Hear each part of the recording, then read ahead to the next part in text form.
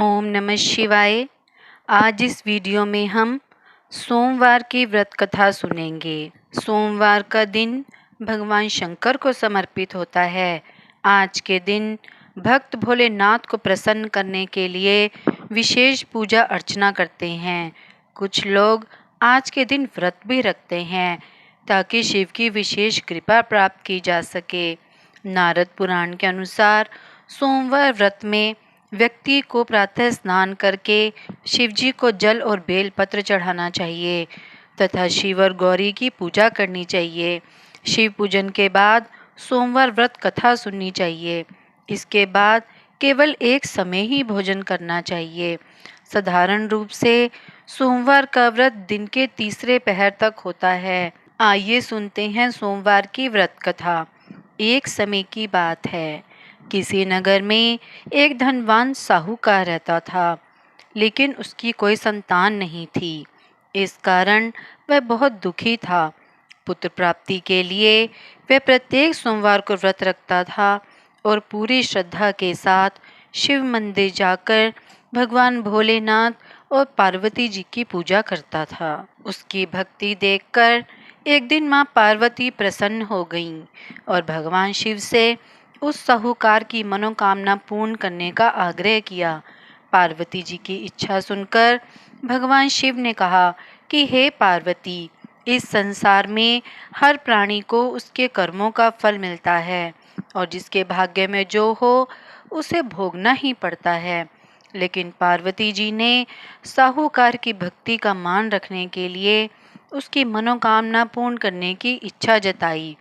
माता पार्वती के आग्रह पर शिवजी ने साहूकार को पुत्र प्राप्ति का वरदान तो दिया, लेकिन साथ ही यह भी कहा कि उसके बालक की आयु केवल 12 वर्ष होगी। माता पार्वती और भगवान शिव की बातचीत को साहूकार सुन रहा था। उसे ना तो इस बात की खुशी थी और ना ही दुख। वह पहले की भांति शिवजी की पूजा करता रहा। कुछ समय बाद साहूकार के घर एक पुत्र का जन्म हुआ।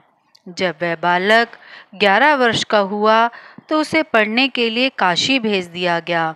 साहूकार ने पुत्र के मामा को बुलाकर उसे बहुत सारा धन दिया और कहा कि तुम इस बालक को काशी विद्या प्राप्ति के लिए ले जाओ और मार्ग में यज्ञ कराना। जहाँ भी यज्ञ कराओ वहाँ ब्राह्मणों को भोजन कराते और दक्षिणा देते हुए जाना। दोनों मामा भांजे इसी तरह यज्ञ कराते और ब्राह्मणों को दान दक्षिणा देते काशी की ओर चल पड़े। रास्ते में एक नगर पड़ा जहाँ के राजा की कन्या का विवाह था, लेकिन जिस राजकुमार से उसका विवाह होने वाला था वह एक आंख से काना था। राजकुमार के पिता ने अपने पुत्र के काना होने की बात को छुपाने के लिए एक चाल सोची। साहूकार के पुत्र को देखकर उसके मन में एक विचार आया। उसने सोचा, क्यों ना इस लड़के को दूल्हा बनाकर राजकुमारी से विवाह करा दूं। विवाह के बाद इसको धन देकर विदा कर दूंगा और राजकुमारी को अपने नगर ले जाऊंगा। लड़के को दूल्हे के वस्त्र पहनाकर राजकुमारी से विवाह कर दिया गया, लेकिन साहूकार का पुत्र ईमानदार था। उसे यह बात न्याय संगत नहीं लगी। उसने अवसर पाकर राजकुमारी की चुन्नी के पल्ले पर लिखा कि तुम्हारा विवाह तो मेरे साथ हुआ है, लेकिन जिस राजकुमार के संग तुम्हें भेजा जाएगा वह एक आंख से काना है। मैं तो काशी जी पढ़ने जा रहा हूँ। जब राजकुमारी ने चुन्नी पर लिखी बातें पढ़ी तो उसने अपने माता पिता को यह बात बताई। राजा ने अपनी पुत्री को विदा नहीं किया, जिससे बारात वापस चली गई। दूसरी ओर साहूकार का लड़का और उसका मामा काशी पहुँचे और वहां जाकर उन्होंने यज्ञ किया। जिस दिन लड़के की आयु 12 साल की हुई उस दिन उन्होंने यज्ञ रखा था। लड़के ने अपने मामा से कहा कि मामा जी, मेरी तबीयत कुछ ठीक नहीं है। मामा ने कहा कि तुम अंदर जाकर सो जाओ। शिवजी के वरदान के अनुसार कुछ ही देर में उस बालक के प्राण निकल गए। मृत भांजे को देखकर उसके मामा ने विलाप करना शुरू कर दिया। संयोगवश उसी समय माता पार्वती और भगवान भोलेनाथ उधर से जा रहे थे। पार्वती ने भगवान भोलेनाथ से कहा, स्वामी, मुझसे इसका रोने का स्वर सहन नहीं हो रहा। आप इस व्यक्ति के कष्ट को अवश्य दूर करें।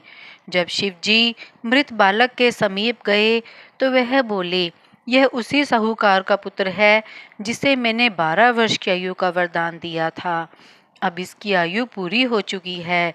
लेकिन मातृभाव से विभोर माता पार्वती ने कहा कि हे महादेव, आप इस बालक को और आयु देने की कृपा करें, नहीं तो इसके वियोग में इसके माता पिता तड़प तड़प कर मर जाएंगे। माता पार्वती के आग्रह पर भगवान शिव ने उस लड़के को जीवित होने का वरदान दिया। शिव जी की कृपा से वह लड़का जीवित हो गया। शिक्षा समाप्त करके लड़का मामा के साथ अपने नगर की ओर चल दिया। दोनों चलते हुए उसी नगर में पहुँचे जहाँ उसका विवाह हुआ था। उस नगर में भी उन्होंने यज्ञ का आयोजन किया। उस लड़के के ससुर ने उन्हें पहचान लिया और महल में ले जाकर उसकी खातिरदारी की और अपनी पुत्री को विदा किया। इधर साहूकार और उसकी पत्नी भूखे प्यासे रहकर बेटे की प्रतीक्षा कर रहे थे। उन्होंने प्रण कर रखा था कि यदि उन्हें अपने बेटे की मृत्यु का समाचार मिला तो वह भी प्राण त्याग देंगे। परंतु अपने बेटे के जीवित होने का समाचार पाकर वह बेहद प्रसन्न हुए। उसी रात भगवान शिव ने व्यापारी के स्वप्न में आकर कहा, मैंने तेरे सोमवार के व्रत करने और व्रत कथा सुनने से प्रसन्न होकर तेरे पुत्र को लंबी आयु प्रदान की है। इसी प्रकार जो कोई सोमवार व्रत करता है या कथा सुनता और पढ़ता है, उसके सभी दुख दूर हो जाते हैं और समस्त मनोकामनाएं पूर्ण होती हैं। सोमवार व्रत की कथा पूर्ण हुई। अगर आप मेरे चैनल पर नए हैं और आपने मेरे चैनल को अभी तक सब्सक्राइब नहीं किया है तो आप मेरे चैनल को सब्सक्राइब करें ताकि आपको मेरी आने वाली वीडियो की नोटिफिकेशंस मिलती रहें। आप मेरी वीडियो को ज़्यादा से ज़्यादा लाइक और शेयर कीजिए।